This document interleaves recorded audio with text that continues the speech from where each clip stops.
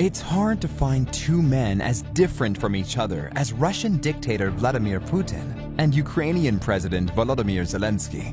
One has been ruling his country for 22 years, while the other is the new guy in politics and has only been president for 3 years. One of them is a former KGB agent, while the other is a comedy actor and Dancing with the Stars winner.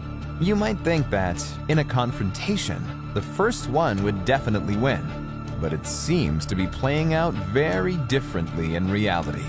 Putin went from being one of the most powerful men in the world to a terrorist. And in his turn, Zelensky is no longer considered a not serious enough leader. Instead, he has become the symbol of his country's resistance. No one expected the former comedian to become such a strong leader. Unlike Putin, who hides far away in his secret bunker, Zelensky refuses to leave the city of Kyiv, even though it is under attack. The president of Ukraine knows that he has to be there for his people at this dark hour, and he isn't afraid, even though there have already been several attempts on his life. What's more, he maintains his sense of humor in this challenging period. For example, he recently called out to Putin and asked if they could meet and talk. "Sit down with me to negotiate. Just not at 30 meters. I don't bite." Zelensky's joke about 30 meters refers to how the Russian dictator communicates with others. He sits at one end of a notoriously long table, while everyone else sits at the other end. Even when the dictator talks with his closest confidants and friends, he still keeps them at a distance. Whether it's because he just wants to be as far away from others as possible, or because he's afraid for his life and doesn't trust anyone around him. This approach doesn't look good on Putin. In fact, Putin doesn't really communicate with his people and only gives pre-recorded talks that don't provide any relevant information. Recently, he even faked his meeting with female representatives of Russian airlines. The video contained computer graphics, and you can clearly see Putin's hand pass through the microphone.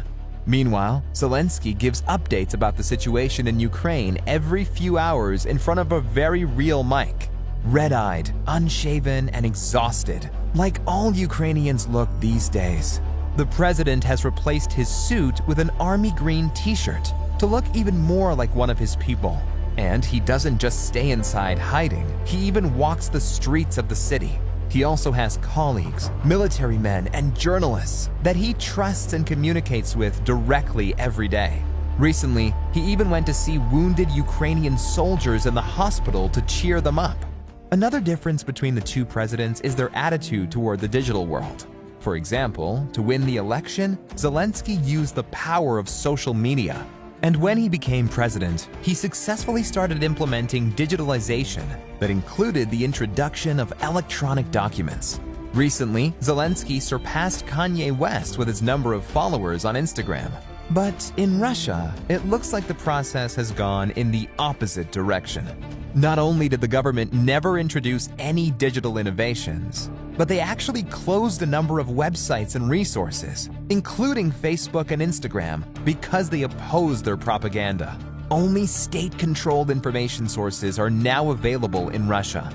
Their media can't even use the word war or invasion to describe the situation in Ukraine, calling it a special operation instead. And that's not the only example where Russia has failed to use a proper term. Putin doesn't call Zelensky by his name, but refers to him as the leader of a gang of drug addicts and neo-Nazis, and uses phrases like Kyiv regime instead. Yet the rest of the world can clearly see who of these two takes after the most infamous Nazi in the world. And there's one more, very important difference: the president's family values. Putin divorced his wife of 30 years after having an affair with a much younger woman. And reportedly, he subsequently had many kids with her. Zelensky has been married to his wife Olena for almost 20 years. They have 2 kids together, and despite rumors and gossip, they're still happy together and support each other in everything. If you want proof, just take a look at their pre-war Instagram accounts. But lately it seems like Olena isn't the only lady who loves Volodymyr. Countless women all over the world now have a crush on him. A Czech company has even made pillows with his face on. and Legos created Zelenskyy action figures. Meanwhile, Putin's become a global villain and the face of cruelty. New street art in Poland portrays the dictator as Voldemort, while Zelenskyy is painted as Harry Potter. It looks like the Ukrainian president's ability to lead the resistance against the enemy improves every single day. His commitment to Ukraine is unshakable, and his bravery is an inspiration to many. The stark contrast between Zelenskyy and Putin shows us the kind of leader that the modern world needs. It's not a dictator who only knows how to instill fear and use aggressive tactics. It's an approachable, strong, and candid leader who can truly unite his nation. Like President Volodymyr Zelenskyy. Glory to Ukraine!